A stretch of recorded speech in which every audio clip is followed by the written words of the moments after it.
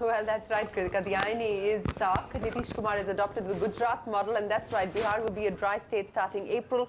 This will not only have huge ramifications for the people in the state, but also on the exchequer. 67% of the state's sales tax revenue comes in from liquor, which is over 3,600 crore rupees last fiscal. Joining me now to discuss this, Ghanshyam Tiwari, communication advisor to Nitish Kumar's party, the Janata Dal United. Also joining us, D Dhanuraj from Kerala. He's the chairman of the Centre for Public Policy Research. Mr. Dhanuraj has written a report on liberalizing alcohol trade in India and has argued against prohibition as a way to curb alcoholism. Gentlemen, appreciate you joining us here on the show. Mr. Tiwari, let me start by asking you about the merits behind this move. I understand that this was an electoral promise and now Nitish Kumar is delivering on the promise that was actually made. But let's look at the logic and let's look at what's happened in state after state. Gujarat is started as an example where prohibition seems to have worked on the face of it, but not if you actually look at what's happening on the black market. How do you respond? So absolutely, if you look at Bihar, as a state. It's the most poor state in India. Look at the youth population in the state. Under 14, the state has 4 crore 17 lakh people. Between 15 to 34, we have nearly 3 crore 22 lakh people. So it's a very young state, one of the youngest states in the country. The proliferation of alcohol as it has happened, and if it had continued, it would have affected the way this youth population would take up to their own way of life. Two, it has already impacted women. So democracy is your ability to voice the aspirations of people and their demands. People in the state, especially rural areas, have come together and asked the Chief Minister before elections that the alcohol proliferation in the state should be banned. The Chief Minister has responded. Yes, it has huge implications for a state that is hugely dependent on revenues for its welfare programs. And you said 3,600 crores. Nearly 4,000 crores of our revenues are from alcohol. But that should not limit us from thinking creatively and finding new ways to generate this revenue while admitting the demands of the people and steering the state, especially its youth population, in the right direction. Okay, I'll get to what the creative ways of you to be able to, mitigate the revenue loss from alcohol sales being banned. But let me ask you this: if look at the number of alcohol shops that have gone up in rural areas between 2007 to 2013. 2007, 779. 2013, 2,360. Again, the number of shops as far as Bihar is concerned in 2007, 3,436, and this I'm talking about not the rural areas. The last figure I gave you was for rural areas. In 2013, 5,467. It is under your government that licenses have been given out. So why now this carte blanche ban? So public policy is about modulating your response to the situation at a regular interval. There was a time when we wanted to organize the way alcohol was being distributed across the state. We brought in comprehensive policy to be able to do that. The scale that you see in terms of shops, the auction system brought in transparency, and obviously it had positive implications for the state exchequer. But at the same time, we especially Nitish Kumar has been known for two things. One, delivering in a policy response to the aspirations of people of Bihar, and two, responding to what he promises. So he did promise before elections that there would be a policy response, and today what he articulated is a policy response. If there is one thing that we should take away from the statistics that you just mentioned, it is this, that a policy response that we take up is going to be comprehensive and it will have positive ramifications for the state in the direction we want to lead the state. Okay, I'll come to that in just a second, but let me bring in Mr. Dhanuraj, the chairman of the Centre for Public Policy and Research, who's put that paper together. Mr. Dhanuraj, appreciate you joining us here.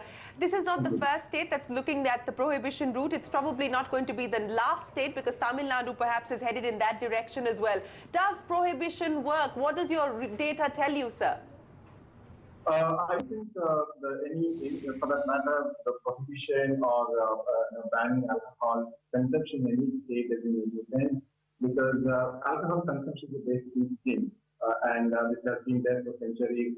And this has been a big issue that's been discussed from the colonial period even to the present age of politics. So I believe what Nitish Kumar has taken in Bihar compared to the earlier decisions and the global experience that he had experience in the US from in 1980, 1990, their government plans to try to ban alcohol, and they in fact failed in Mr. that Dhanuraj, attempt. we've got you on a bad line, so let us try and re-establish that connection with you. So let me go back to Ghanshyam Tiwari. Mr. Tiwari, you were talking about creative ways that the state is going to look at to mitigate the loss. Your colleague within the JDU also spoke to us saying that that is the reason why we've decided to do it from April 1, 2016, so that over the next 5 months we can put a course of action together. What can you do? What ideas are you hoping to leverage on to be able to mitigate the loss? And also, could there be a rethink on a complete ban? So I do not have an instant answer to both the things. What we have responded is a promise that we made to the people of Bihar pre-election, and we stand by that commitment. There is absolutely the state, given the 14th Finance Commission and the loss of revenue that has happened for the state from the central taxes, it is important for the state to look at robust ways of increasing its revenue. So we have to look at creative ways. I do not have an instant answer to that. As far as comprehensive ban is concerned, there are various models that different states have taken up. Karnataka has taken up one model which I have heard, I have not read fairly about it, but I have heard that it has had a different impact on country-made liquor versus the rest of the liquor.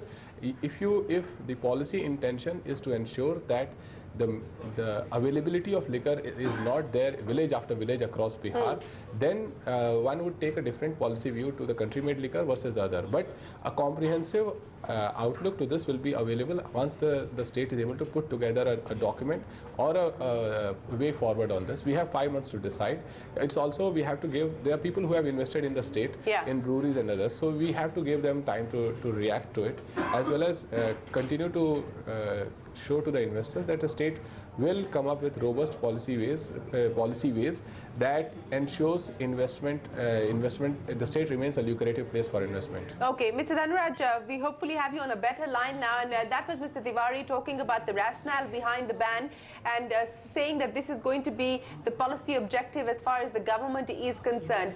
My question to you was simple. Has prohibition worked in the states where governments have already embarked on this route? And perhaps there could be a rethink, perhaps this could be a partial ban. At this point in time, it's a complete ban. But what would your suggestions be on the back of the data and the evidence that you've been able to collect from your experiences across other states? We have experience, we have global experience, we have regional experience. The global experience is from countries like US, where they had banned alcohol consumption, alcohol sales in early 20th century. But they failed in that attempt. They figured out that liquor ban in fact created black market. And same is the case with liquor ban that is existing in 4 states in India. Liquor ban is very much there in the state of Gujarat. And Gujarat, in fact, had a very big, huge black market. And recently, there was a huge tragedy in Maharashtra. And that is also a result of the restriction that is imposed on the liquor trade in the state. And the numbers, when we discuss about liquor ban and liquor issues, we should also look at the employment opportunities, not only the exchequer, the burden on the exchequer. It's also about employment opportunities. How many employees, how many are employed in this industry? So what about their future, and how does the state is going agricultural to impact as well. Sorry? And the agricultural impact as well. 35 million sugarcane farmers also cater to this industry. India is supposed to be the biggest market for whiskey, and we are consuming around 300 million cases of whiskey every year, and this is going to be the biggest and the largest growing market in the world. And from 2003 to 2010, the liquor consumption in India was around 3.6 liters to 4.3 liters. In fact, it is growing every year, and 93% growth comes from the liquor. And India, domestically, if you look at the market, the sugarcane farmers have a bigger stake in liquor production. And India has the reputation of producing malt whiskey and whiskey from grains. And any ban in effect diminishing the returns of farmers would largely affect the sugarcane farmers. And in fact, the liquor is supposed to be one of the saviors that we have found out in all our for studies for the farmers that are involved in agriculture, Okay. in sugarcane production. All right. Thank you very much, Mr. Dhanuraj, for giving us that perspective. Ghanshyam Tiwari, my final question to you. You heard the data there.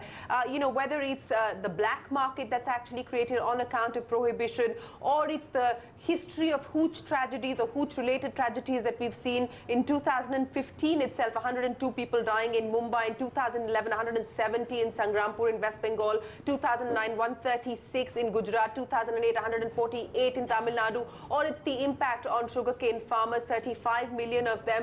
Do you believe that a much more calibrated approach should be the way forward as far as what the government intends to do in Bihar? And my second question, ahead of the elections, the JDU went after the BJP saying that you should not tell people what they should eat, what they should wear, who they should talk to, and so on and so forth. Aren't you converting Bihar into a nanny state? Well, I can tell you from first-hand experience.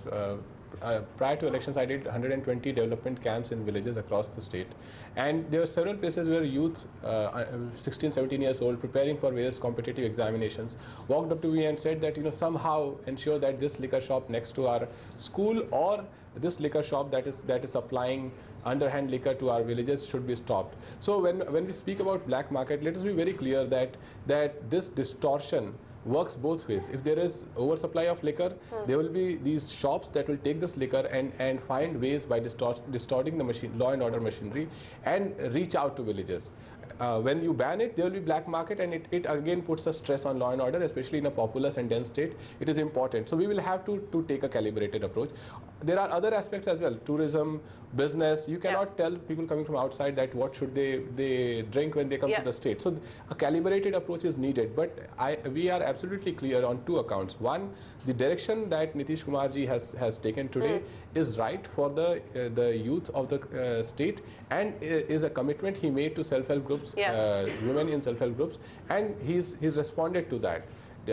And two, the state has to find ways by which it will be able to bridge the revenue deficit that this creates without exposing itself to huge tragedies that you are talking about, or any other illicit ways that distort the law and order framework of the state. And perhaps there could even be a review as far as the complete ban on alcohol in the state is concerned. You do have 5 months to chart out that course of action. Ghanshyam Tiwari and Mr. Dhanuraj, appreciate you joining us here on CNBC TV 18 with your views on the liquor ban that will be imposed in Bihar starting the 1st of April 2016.